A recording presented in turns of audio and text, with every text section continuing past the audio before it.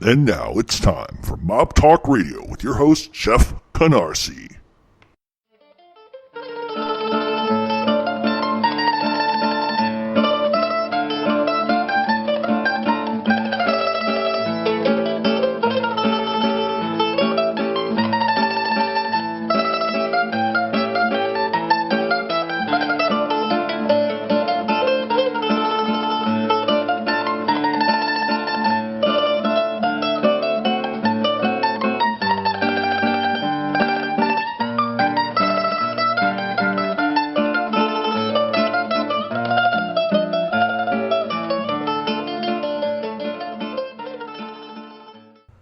And welcome to Mob Talk Radio. I am your host, Jeff Canarsie. We took a week off, and in the interim, I posted a couple of different things. Mainly, I took part in a couple other radio shows called Reactionary Times with Elio Forcino, who is an attorney, and he's also a radio show host on Reactionary Times.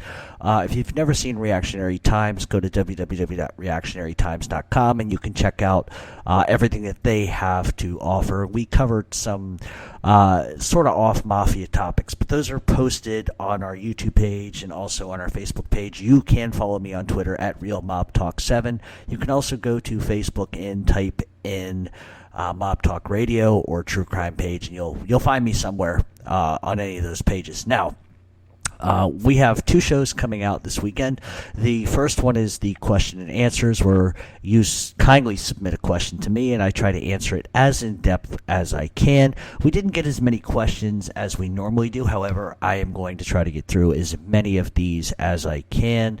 And we also have the story of Jimmy Burke coming up on the second show that's coming out this weekend, and you're not going to want to miss that.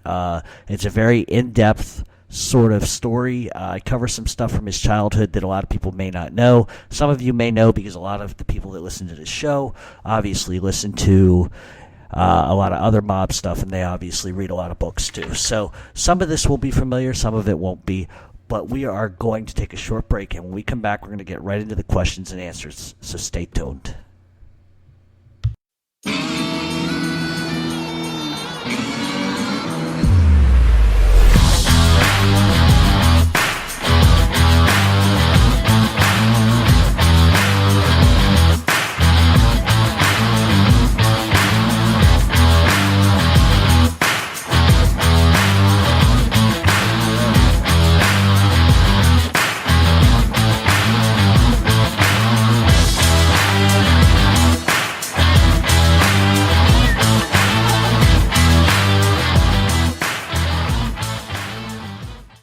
And welcome back to Mob Talk Radio. We are going to do some question and answers. And, I'm hoping this will be around 40 minutes or so, just so it doesn't kill me from doing the other hour and a half long show that I have to do. However, what we usually do on Mondays is I'll put out a Q&A, and effectively you go to the Facebook page, and you'll see that I'll ask, it's Q&A time, go ahead, write your questions. And I usually take questions like literally up until an hour before I do the show, and all questions, mob-related, drug-related, streets-related, me-related, anything that I can feasibly answer, I will, and I will always try to do it to the best of my ability, and certainly to make it in-depth so it's not like a yes or no question. So with that, let's get right into it. The first question comes from Casey McCracken. Can you explain the Sammy Gravano drug ring?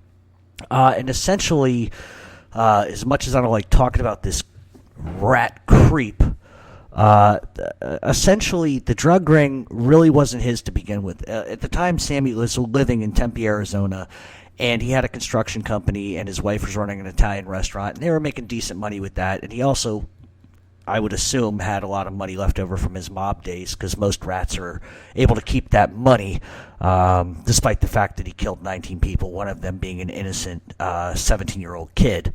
But I don't want to get off on a tangent. But more or less, Sammy Gravano really wasn't the mastermind of the drug ring at first. It really was his son Gerard and Michael Papa's drug business. And these two dunces couldn't figure out how to make a profit selling ecstasy, so they brought Sammy Gravano in.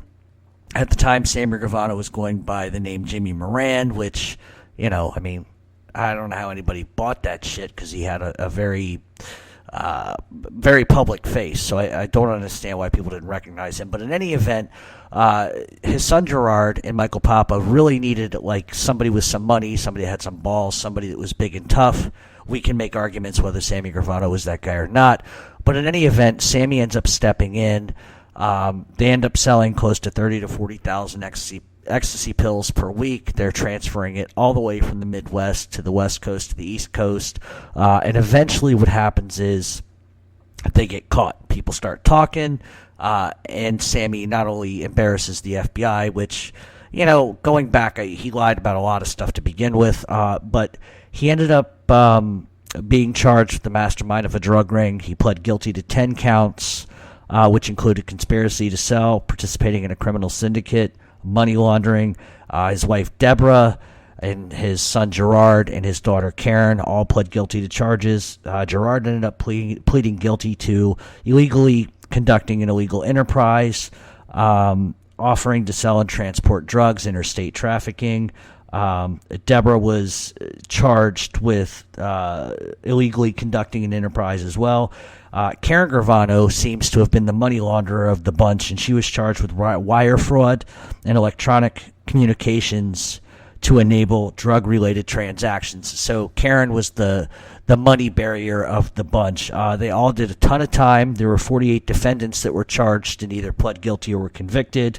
But Sammy effectively was the boss at that point. He was the bankroller of the ecstasy ring, 30 to 40,000 ecstasy pills per week.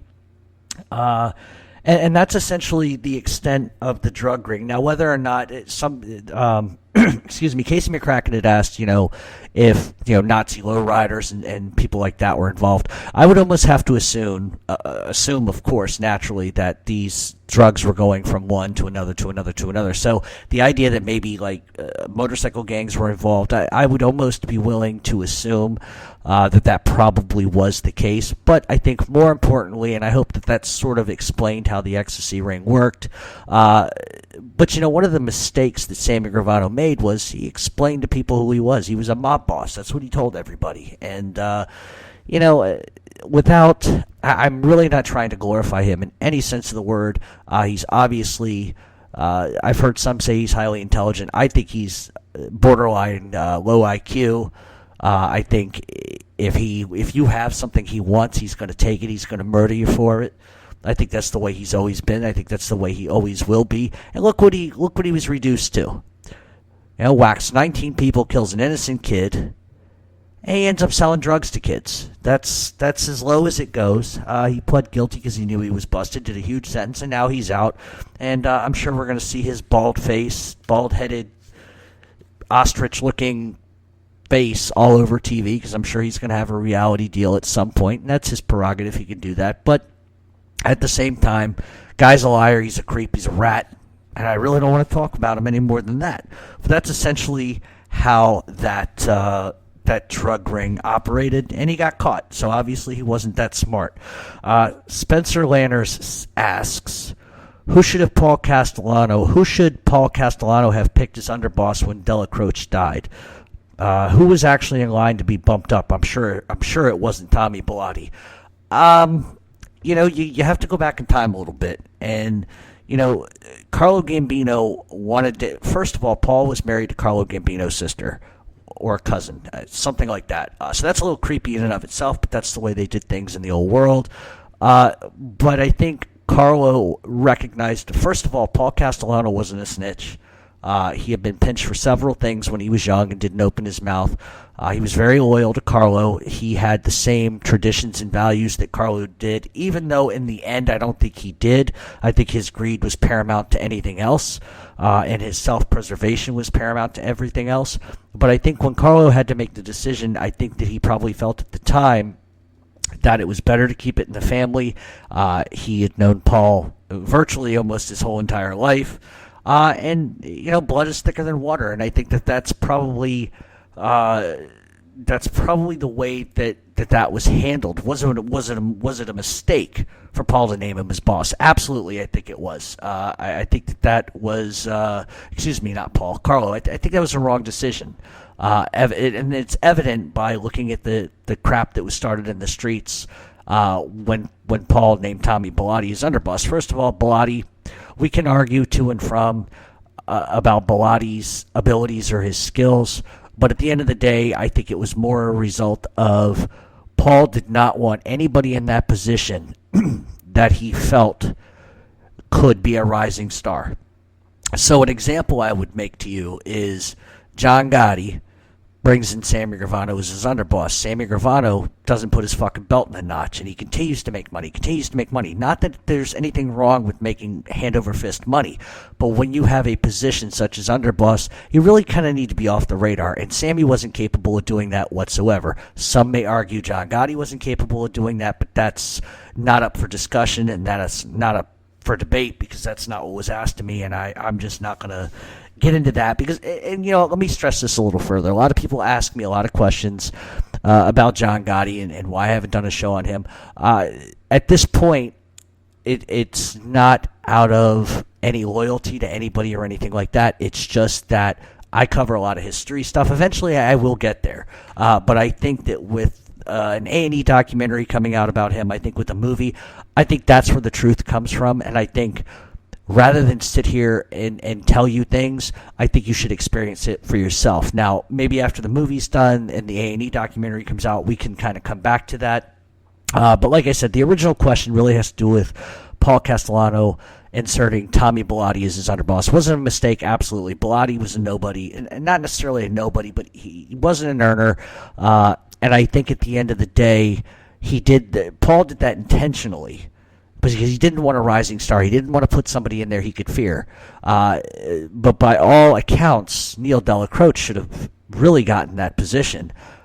But I don't think that Paul trusted him, and I don't think that Paul wanted to put him there out of fear that Delacroix would kill him, or Delacroix would rise so high that he could bring Cruz to the opposite side of that fence and make real problems for Castellano. So in some ways, it was a smart move on Castellano's behalf not to put a rising star there, but I don't think it mattered at the end of the day, because we saw the end result of what happened to Paul Castellano. It was his greed that got him killed. He pinched the quarter till the eagle screamed. His guys starved under him. And he just had sort of a lopsided way of doing things. And Paul wasn't a street guy. In his youth, he was a little bit, but not to the extent that a lot of these other guys were. So, Delacroix really should have realistically, he probably should have become boss, I would say, after Gambino died. But at least Castellano should have installed him as underboss. I think it would have been a little stronger. I don't think Castellano at that point would have had as many problems, but that's the way history played it out. David Fitzgerald asks, was Bugsy Siegel a part of Murder Incorporated? Is it true that Louis Lepke ran the Jewish faction of Murder Inc.? It's absolutely true that Lepke ran the Jewish faction of Murder Inc., and it is absolutely true that Bugsy Siegel was in Murder Inc. That's where Bugsy Siegel got his start.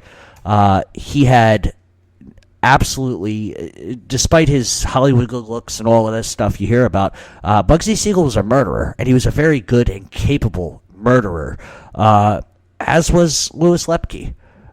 He was an absolute murderer as well. So both of those things are true. I'm hoping that at some point I can I did Bugsy Siegel already, I believe. Maybe I did an article, but I will try to cover the two of them. But those things are both equally true, very equally true. And that's how Benny Siegel met Lucky Luciano. So, and then you bring in Meyer Lansky with that as well. So the next question, once again from David Fitzgerald, is top 5 mob bosses and why? And for the record, it's almost impossible. Swear to God, it's almost impossible to really pick 5 of my favorites, because there's so many, but not necessarily in any numerical order. And I don't want to go on and on and on about why, but I think number 1 for me is Anthony Salerno. The guy was brilliant in the sense of he was a money machine. He knew when to use violence and when not to use violence. He wasn't one of these psychopaths that just killed to kill. And I'm, once again, and I say this all the time, I'm not trying to justify murder in any stretch of the imagination. However, this guy was pulling in $400 million a year easy, and this is in the 60s. So it's an insane amount of money. Ultimately, he did end up going to prison for the rest of his life as acting as front boss, but he did what old school guys do. He doesn't talk. He took it on the chin, and he went to prison for the rest of his life because he stood for something. He stood for Cosa Nostra. That was his life. That was who he was. He took it on the chin and went to prison the rest of his life. But in terms of earning capacity, true earning capacity, I don't know if there's many guys that can compete with him. There are some. I know Michael Franchese would love to tell you that he did, but that's a whole other story for another day. Number 2 would be Carlo Gambino. And the reason why he would be number 2, not that this is in an ascending order, but he was really able to stay off the radar for all intents and purposes his entire career. I think he changed the face of the Gambino crime family in general. Prior to that, I think he was a snake in the grass to a large extent. He was responsible for multiple mob boss murders. He knew when to push the envelope and when not to. He knew how to live within his means, obviously, and not showboat, not show anything off. He lived in a small house, kept to himself, and he ruled with an iron fist. And that, to me, if you're going to be in that lifestyle, I can be impressed with the multi-million-dollar houses and the cars and the girls and the jewelry and all of that. But what impresses me more is somebody who's intelligent enough to say, you know what, I am who I am. I'm going to be what I'm going to be, but I'm going to do it in somewhat of at least a normal-looking atmosphere. And that's what he was able to do. Number 3 is Russell Buffalino. Not only was his earning capacity absolutely insane, he was a dignitary of the mob. He was able to cross bridges that a lot of mob bosses weren't able to. He held a firm grip on eastern Pennsylvania, western Pennsylvania, even in upstate New York. He was the go-to guy when there was a problem. He was able to settle disputes without using a gun, even though technically he did use a gun multiple times. Obviously, Frank Sheeran, the Irishman, was under him, and we know about the Jimmy Hoffa stuff. So as far as being a powerhouse, he's of the likes of like Carlos Marcello. He's really up there. He was really bright. And he was really able to take a lot of the money that he was making and turn it into like legal enterprises, legal investments such as steel company, coal companies, and stuff like that, trucking companies. So he's another one of these guys that appearance-wise looks one way, acts another. And I think that, like I said, and I said it about Carlo Gambino, anytime you're able to do that, you know, it's not only good for business, but he had longevity, 30-plus years as the boss of his own family, so without doing a ton of time in jail. So, I mean, I don't think there's anything else to really say. Number 4 on my list is Vincent Gigante. While some may consider Gigante probably not the brightest crayon on the box for his botched Costello hit, you also have to look at what he did in the later years. And the one thing that Gigante was, and there's another question I am going to get to that revolves around Gigante here shortly, which is a really good question because I probably need to explain some stuff, but I'll go into that then. But Gigante was very shrewd. Off the record, he would agree with hits, then deny it, then go to the commission and say, no, you know, I'll take care of it. Even though he was involved in it, he pulled the strings of a lot of different things. He made the Genovese crime family a money powerhouse. Financially, that family was unreal under his leadership, and he, for the most part, like the others, was truly unique to the extent of he thought 2 steps ahead of everybody. I don't know many mob bosses that are willing to turn themselves into a nut ward, claim that they're crazy, just to throw the police and the FBI. And he did this for, 30 years? And eventually, you know, it was a ruse, and he got caught for it. And he ended up doing time and died in prison as a result of it. But he's another one of these guys that lived the streets, lived the code, did what he had to do to stay off the radar. And for the most part, he got away with it. And so that's kind of why I like him. If you know, if I had to say, you know what I'll do? I'll do the last one, and then I'll tell you who my absolute favorite of all time is. Next on my list is Ray Patriarca. Now, many people who know me know my background, know my story, know sort of my lineage, and etc. So I always speak highly of Ray. I probably always will. I'm sure there will be those that don't. But Ray ran the smallest territory in the mob. He was on the commission. He had a lot of say in what happened. He kept Rhode Island in line. He did a lot for the poor. He did a lot for the community. And yes, we can make the argument, well, he's a mobster and this and that and the third. But let me tell you something about him. If you were in Providence, you didn't see a piece of trash on the streets. You didn't dare throw a piece of trash on the streets. There were no drug dealers in the neighborhood. If anybody came in the neighborhood and sold drugs, believe me, they were going to get talked to. If anybody threw trash or garbage on the street, they were going to get talked to. Ray took care of his people in the neighborhood, which is the way it should be. And a lot of the guys on this list absolutely took care of their neighborhoods. And sure, there is some sort of hypocrisy in the fact that you're going to take care of your neighborhood and you're going to murder people like 16 blocks over just on the edge of your neighborhood. But Ray was very powerful. He had a seat on the commission. And like the others on this list, he was totally able, for the most part, until towards the end, he was able to remain out of prison. And these are men that are highly intelligent. These are men that are able to do what they do, make the money, rule a family, and stay off the radar. The days of staying off the radar are over. Are absolutely over. These guys knew how to do it. They had the foresight enough, even going back to the 40s, the 50s, the 60s, 70s perhaps. After the 70s, forget it. But all those years, they were able to stay off the radar. Even after Joe Valachi came forward and said, there is a mafia. There's Cosa Nostra. And before you started seeing all these rats coming out of the woodwork, they were able to do what they had to do. And all five of these men, Tony Salerno, Carlo Gambino, Russell Buffalino, Ray Patriarca, Vincent Gigante, highly intelligent and motivated individuals. So I'm not going to argue morality. But what I'm going to say is if you're going to take an archetype and you're going to talk about a subject, who are the top 5 subjects you want to talk about? You're going to look at guys like if you look at it in terms of sports, like RBIs, home runs, ERA, whatever, goals, assists, points, plus minus, however you want to attribute it to sports, touchdowns. These are the guys that for 30 years were able to remain strong. And many of these guys were very close to each other too. They helped each other. And you don't see that today in the mob. That's a big difference. A lot of things and a lot of questions that I get, and this is sort of off topic, and I know I'm rambling because I know people want to hear their questions, but, go back to even the 80s. Everybody knew who everybody was. It wasn't underground. Go back to the 70s, probably a little bit of the same thing. But once the 30s and the 60s, forget about it. These guys insulated themselves so incredibly well.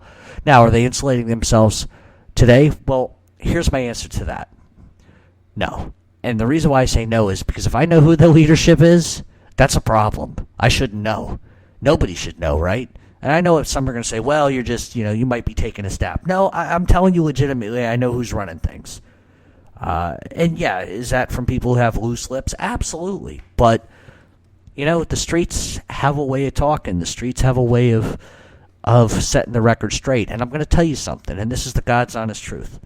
In every lie, there's a bit of truth. So if there's a rumor that starts on the street, there is some basis for truth in it. It may not be the exact thing, but there is. So it's not the same as it was. A lot of people make this argument that the mob itself isn't as honorable as it was. And you will constantly hear rats. And this is my favorite fucking phrase of all. You will hear rats say, oh, I was told it was loyalty and it was honor and it was this and it was that. And once I realized it wasn't this and that, I decided to tell on everybody. Well, first of all, half of these pukes that are saying this, at least at this point, born in the 40s, 50s? Maybe 50s, early 50s. They don't know what honor is. How can they talk about honor and loyalty when they rat? There seems to be this crossroads that we're coming to. I see two types on social media. Some will say, oh, these are heroes. They're setting the record straight. They're helping the country. Who are they helping? Honest to fucking God, who are they helping? Themselves. They're not taking Joey Peeps off the street. Let's say Joey Peeps, all right, hasn't killed nobody. He's extorting, racketeering, blah, blah, blah, blah, blah. Okay, we can argue that that's wrong. That's a sin. That's a crime. But really, at the end of the day, is that so horrible compared to like Tommy Patera, who killed God knows 300, 400 people or whatever? Not that many, but you get the point I'm saying. So yeah, if you're going to take a Jeffrey Dahmer off the street, I kind of understand that. He was killing kids.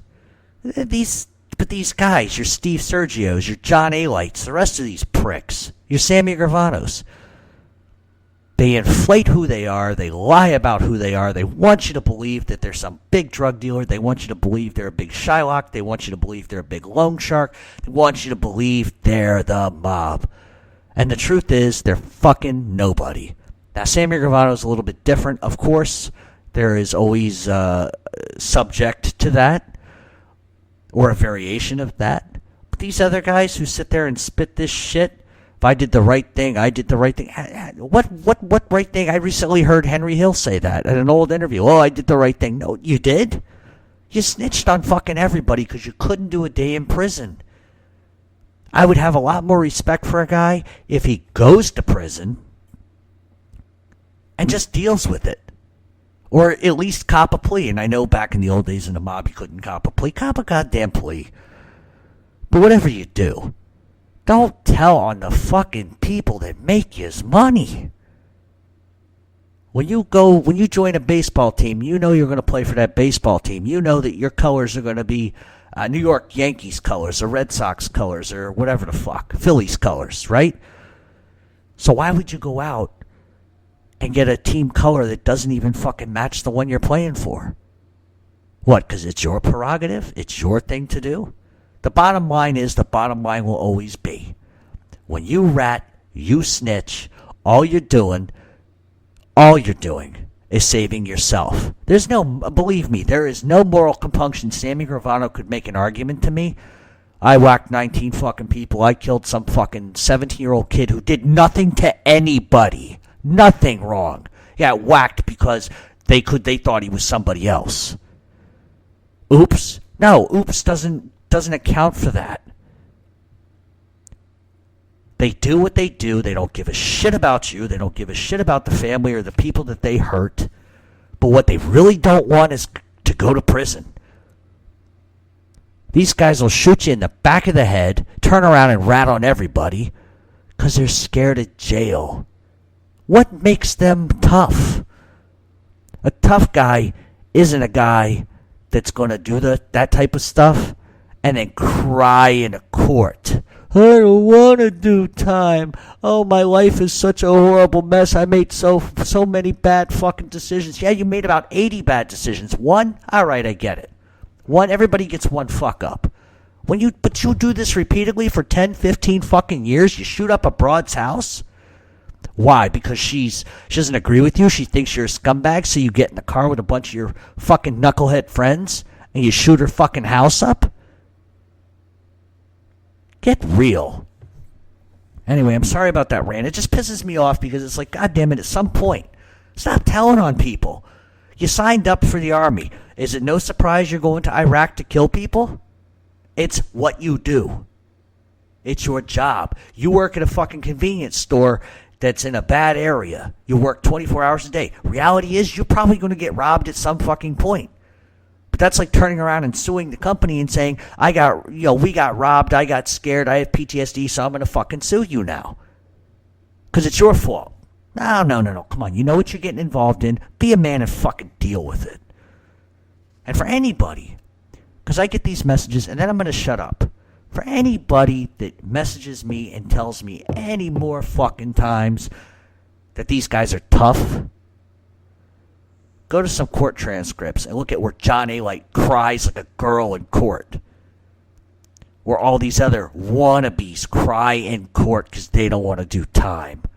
Those aren't men, those are punks and cowards.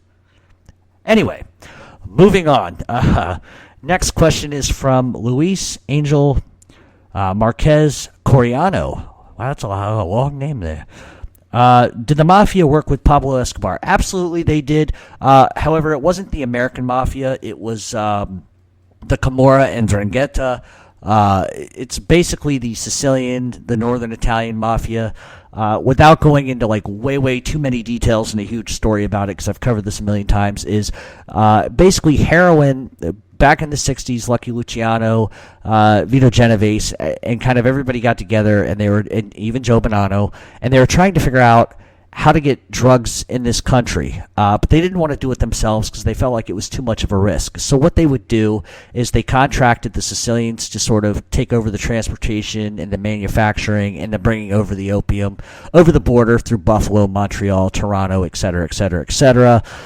Through Florida as well. Santos Trafficante was in on that, as was Russell Buffalino and Ray Patriarca as well. And sort of the way that it was handled, and when I say Ray Patriarca and Russell Buffalino and these guys, granted that's a different time period than Luciano, but it was also somewhere around in the 70s, they sort of had another conclave about this issue. But basically the Sicilians would bring it over, and they would in turn be protected by the Italian mafia families here in the United States, and they would do hits for the mob and stuff like that. However, once we start getting towards like Pablo Escobar, it's the same sort of idea, and there probably is to some extent an olive branch that has something to do with maybe Pablo Escobar bringing it into this country. I would almost have to assume that the American Mafia was somewhat involved, but I think really if you're looking for a big correlation between Pablo Escobar and the Mafia in general, it's going to be through Sicily, through Naples, through Rome, especially when you figure that a lot of opium comes through Corsica, France, and et cetera, et cetera. So, yes, were they involved with Pablo Escobar? I'm sure to a large extent, and I think that Pablo Escobar was a huge fan of the Mafia anyway. That was sort of his thing. He was into Scarface and everything else. But at the end of the day, I think it's more the Italian mob than it is, say, the Italian-American mob, if that makes kind of any sense. And I'm sure that if there is any sort of agreement that about it coming in the United States, I'm sure it was allowed. I'm sure they got their cut. But I don't think it was as significant as one, might think or suspect that it was. And I think it had more to do with mobsters from Italy and et cetera versus the mob here in America. Robert Wilkins, did Tony Bender set up Genovese on orders from Gambino? I would absolutely agree with that. A lot of people may not know who Robert Wilkins is talking about. And Robert's a good friend of mine. He cracks me up all the time. We make these cracks about Nicky Scarfo and Philip Leonetti all the time, and they're really funny. I know it's sort of a macabre thing to joke about, but we always kind of joke around that we should get a cardboard cutout of Nicky Scarfo and put little red light bulbs in his eyes and hide Scarfo in Leonetti's closet, so when he opens it, you hear Scarfo go, "Hey, Philip, how are you?" just to give him a heart attack. But that's sort of the kind of macabre jokes that Robert and I have. But really, realistically, what he's talking about is Tony Bender, and who Tony Bender was Anthony Strollo. He was a bootlegger and a hitman for the mob. In the 20s, he worked for Joe Masseria. But once the Castellano Wars sort of began, he defected over to Maranzano's side, which was something that a lot of guys did, so that wasn't unheard of. Eventually, Maranzano gets clipped, and he joins Lucky Luciano's crime family, and he gets bumped up to capo. Then effectively what happens from there is Strollo takes over the Greenwich Village crew, which operated gambling, extortion, and rackets out of Greenwich Village and Lower Manhattan. Then in 1936, when Luciano gets sentenced 30 to 50 years for pandering, Vito Genovese effectively takes over the Luciano family, and he makes Strollo his underboss. Then in 1932, Genovese gets indicted for murder, and he ends up fleeing the country to avoid the indictment, and then Frank Costello steps in. And then he essentially installs his own underboss, who was Willie Moretti, and they sort of just kind of push Strollo to the side. Then in 1957, Strollo helps plot Costello's assassination. He went and saw Costello earlier that day, sort of got his routine down, tried to figure out, what he was going to be doing, and then he relayed that information to Vinny the Chin Gigante, who we all know took a shot and screwed that up, which should have gotten him killed, but for whatever reason it didn't. Then in 1959, Strollo switches sides again, and he goes and he has a secret meeting with Carlo Gambino, and more or less the meeting was the reality of the situation. Obviously, Gambino did not want Genovese in control of anything. He was a loose guy. He was trying to kill people. He didn't want to come in line. He wanted to keep selling drugs. He was bringing a lot of heat, a lot of attention. So it was really in the best interest of the mob and the best interest of Carlo Gambino to get rid of Genovese. And Genovese wanted to be the boss of all bosses. He thought he was the top of everything. Carlo Gambino wasn't going to take it. And they needed somebody to sort of kind of come along and play ball with them, and somebody who was close to Genovese. And really, Strollo was the guy. And essentially, after the meeting, Strollo agrees to help set up Genovese to get a drug trafficking charge. Gambino knew killing him might be hard, but he figured that if he could get him arrested for drug trafficking, that effectively he would go away to prison for the rest of his life, and that situation is resolved. And Strollo was not strong enough to take over anything on his own, so effectively Strollo agrees, and I'm sure that there was some sort of, if you do this, perhaps you'll take an underboss seat, or perhaps you can be the boss. I'm sure something was told to him to give him incentive to do that, because I don't think anybody at that point, especially considering that Genovese was fucking nuts, there had to be an incentive. And so effectively, Genovese gets convicted of drug trafficking and goes away for the rest of his life. And Genovese swore to God from prison he would have Strollo killed.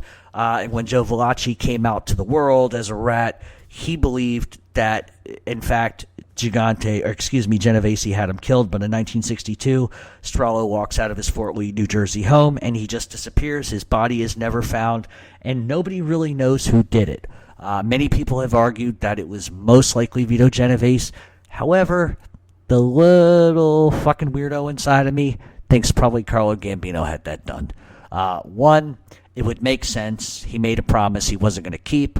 Strollo could technically be a problem, especially when he considered to help set Genovese up to take the drug trafficking charge. So I can completely and definitely, utterly see why Strollo probably got whacked by Gambino.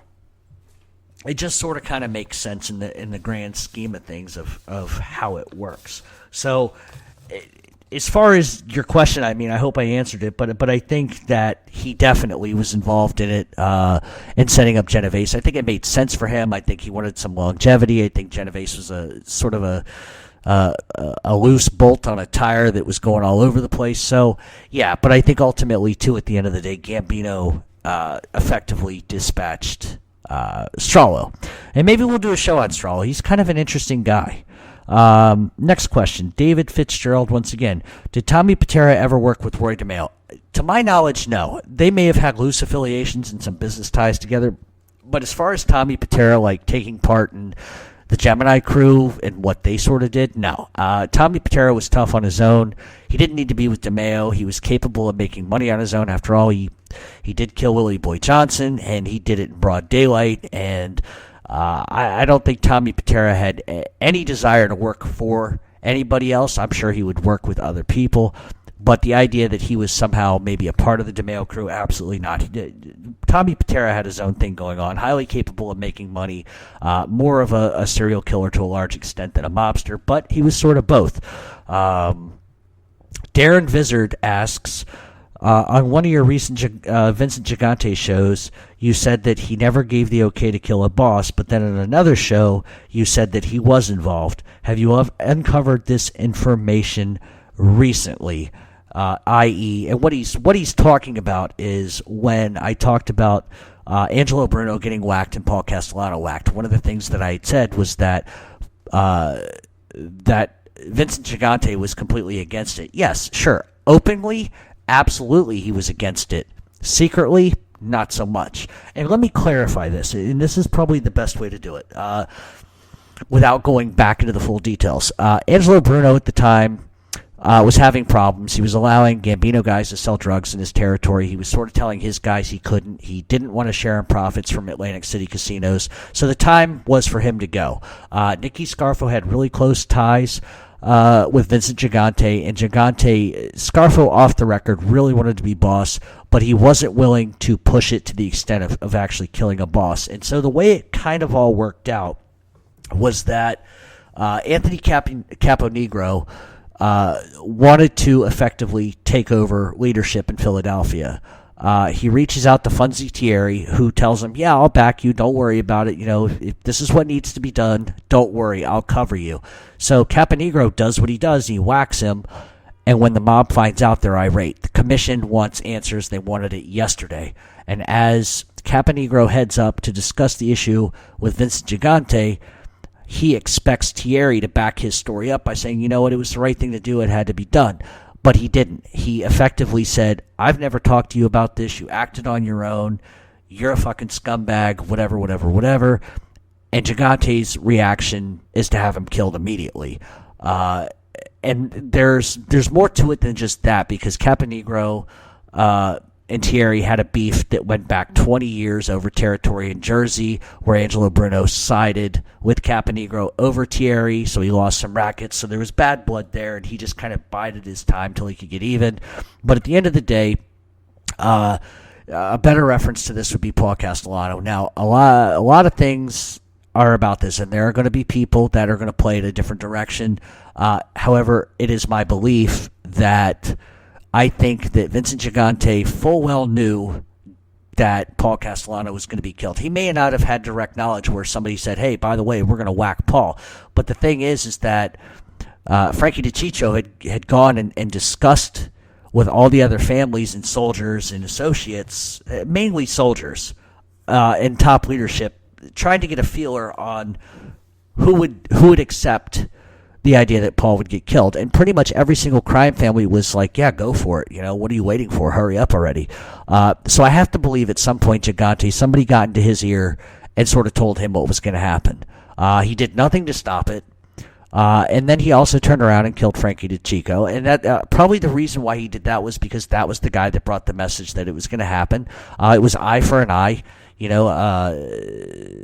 John Gotti takes out Paul Castellano. So on the outside, if Gigante says, well, I'm going to kill Frankie, okay, we're even, 1-for-1. And we really meant to kill Gotti, but oops, we got somebody else instead. And I think that's more the reality of it. I think vocally it's how dare he, we're going to get even. But then on the backside of that, it's, you know what, that's good for business. And it was good for business. It was good. First of all, Gigante gained money, gained territory, earned a lot more with that decision being made by Gotti than anything else. It was a positive thing for them, especially financially, especially with Paul under indictment. He would have ended up going away to prison for the rest of his life on a 100-year sentence anyway.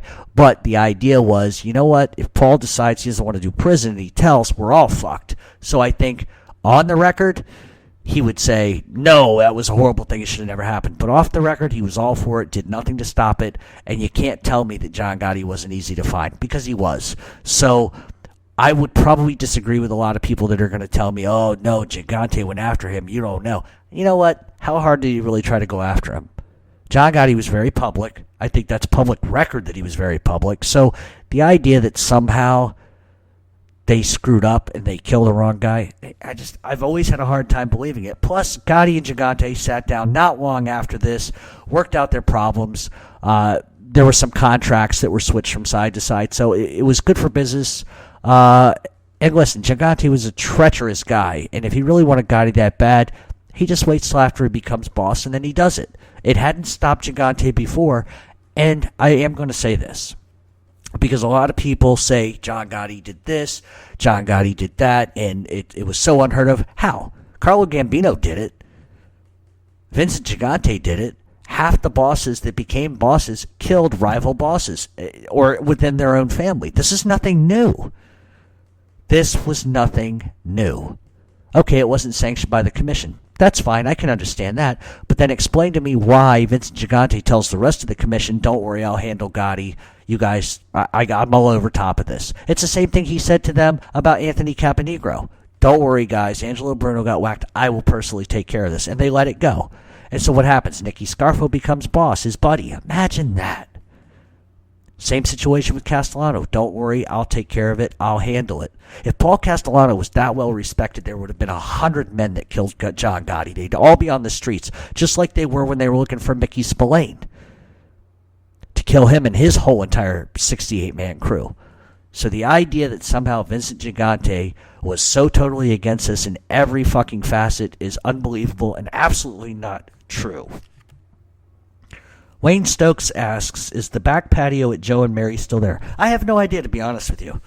I really have no idea. I would see no reason as to why it isn't, but then again, guy gets whacked there, Galante, that's kind of what happens. So that's the show. I wanted to thank everybody for their questions, and I hope I didn't rattle everybody with my rat speech. I just get so tired of it. It's a code thing, first of all, but at the end of the day, it's a loyalty thing. Just like when you're kids, it's dark. Usually you walk your friend home, make sure nothing bad happens. You go out on a date, you walk your date to the door, make sure she gets in safely. You know what I mean? You call your buddy, he's drunk at the bar, he gets home. Hey, did you get home all right? All right, good. But for some reason, and it's not exclusive to just the Mafia. And this is probably getting a little too personal, but what the hell. So, when I got in trouble, and that's public record, so I'm not trying to hide nothing. When I got in trouble for some stuff, and this goes back, almost 20 years, okay? Somebody I was with, and I'm not going to go into what happened, because it's really stupid and it's unimportant, but there were multiple people involved. Everybody knew what they were getting involved in. I mean, it was like, there's no secret. And what ends up happening is, first of all, one of the guys is a multiple criminal. I mean, forget about it. Always, in jail, prison, etc. The other one, not so much. But the thing is, I got involved in something. I knew what I was doing, okay? I'm not going to say it was a mistake, because a mistake is I added and subtracted wrong. My bad. A mistake. Yeah, you commit a crime, it's not a mistake. You know what you're doing, all right? So, we get caught. Well, we don't get, first of all, let me explain this. We didn't get caught. But the thing is that, first of all, was it wrong? Absolutely. I'm not arguing morality here. I'm not trying to say, we got caught. This really sucked. My point is that somebody I grew up with that I considered like a brother to me, we had been through so much together. Every little crime, every little this, every little that had ever been done was with him. He never turned. He never ratted. He never uttered a word. But this time he did. So when I get called in and they put you in the hot box and they start asking you all the questions in the world, of course I play dumb. I don't know what you're talking about. I was here. I was there. Clueless. Fully lying. And the agent knew. And that was okay. You got to play the game a little bit. But something just didn't sit right with me. Internally. You just get this thing. Because the guy I've known my whole life gets pinched right in front of me for this thing. Cops don't arrest me. They only arrest him and this other guy. Which was a ploy by them to sort of play off the fact of, we didn't arrest him because he snitched you out. He wrote a confession. He did this. What fucking confession? I didn't confess nothing. I told them nothing. They got nothing. But he bought it. He bought into it. He didn't say to her, well, okay, so you're just telling me that he wrote a confession? Let me see it. They should show that to him. But instead he was a dunce. He believed it. He bought it. And he told them everything. And it wasn't just the crime itself or the stuff that was being involved with or whatever. He told them shit that they didn't even know about. Shit that was 5 years old. Shit that was 7 years old. Shit that didn't even fucking involve me. And they told him everything. And my lawyer says to me, and I'll never forget this, he goes, you're going to do 20-some fucking years over this. I said, all right, well, what are my options? And this is what he said to me, and this is the point I want to make. He says, listen, I know you just didn't do part of this, but I know you were involved in majority of it. So what I want to do is, are you still talking to this guy? Yeah, we talk a little bit, but we're both feeling each other out to see which, who's talking, what's going on. He knew I was on to him. He was scared. My lawyer says to me, I want you to get a tape recorder. We're going to get a private eye. We're going to wire you up. And I want you to go to the house, take him out, take him for drinks, take him for dinner. And I want you to record him indicting himself and other stuff. Because then if we have stuff to play with, he's not going to want to testify against you. It'll scare him, and you'll walk. I'm not doing that. I looked at my lawyer and said, fuck you. Those were my exact words. I didn't even want this lawyer after this. I said, fuck you. Well, don't you want to get out of this? Yeah, but I'm not gonna do what he did. I'm not gonna tell them shit to get him indicted on more shit. He already had 15 indictments anyway. I had 4. So what's the point? Why am I gonna rat him out? Why am I gonna say anything? Guess what? You know what? For all the bad, horrible shit that I've done, and this is how I reconcile it to myself. For all the bad shit I had done in my life, things I got caught for, things I didn't get caught for, if this was the one thing that I had to cop a plea to, then that's exactly what I was going to do. Because I looked at it as I'm paying the piper. I did something bad. If this is the least of what I'm going to have to do, fuck it. I will do it. And it's a good thing that I did. And I took a plea. I refused to tell them, refused to talk, pled guilty, said fuck it, this is what it is. Let the judge throw whatever he wants at me. I don't give a fuck. I deserve it. These 2 pricks showed up in court to testify against me. But there was no way on earth I could ever tell on my friends. Never. Because believe me, I could have opened my mouth, and they'd have gone to prison the rest of their lives for some of the stuff they did.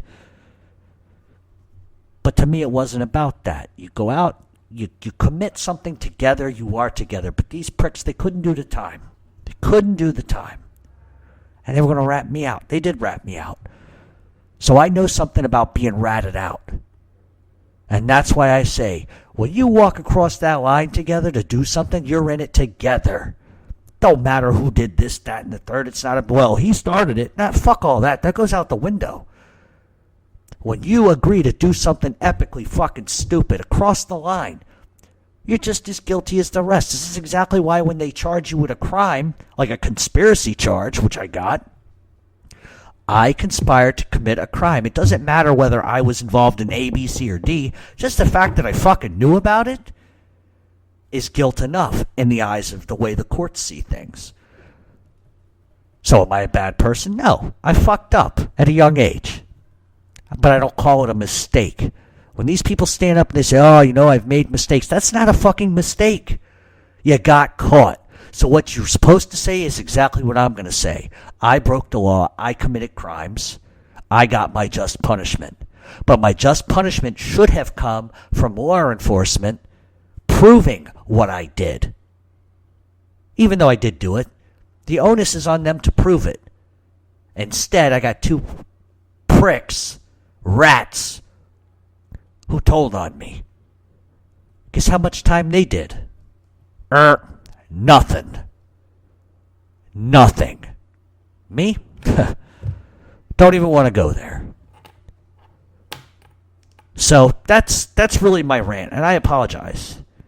But you know what? In this life, we have one life. We do make mistakes, but I don't believe that committing a crime is a fucking mistake. Touching the oven when it's hot, not realizing it's hot, that's kind of a fucking mistake. Committing a crime, not so much. I made stupid decisions, stupid choices to benefit me criminally and monetarily. That's the truth. Let these fucking rats try to say that just once.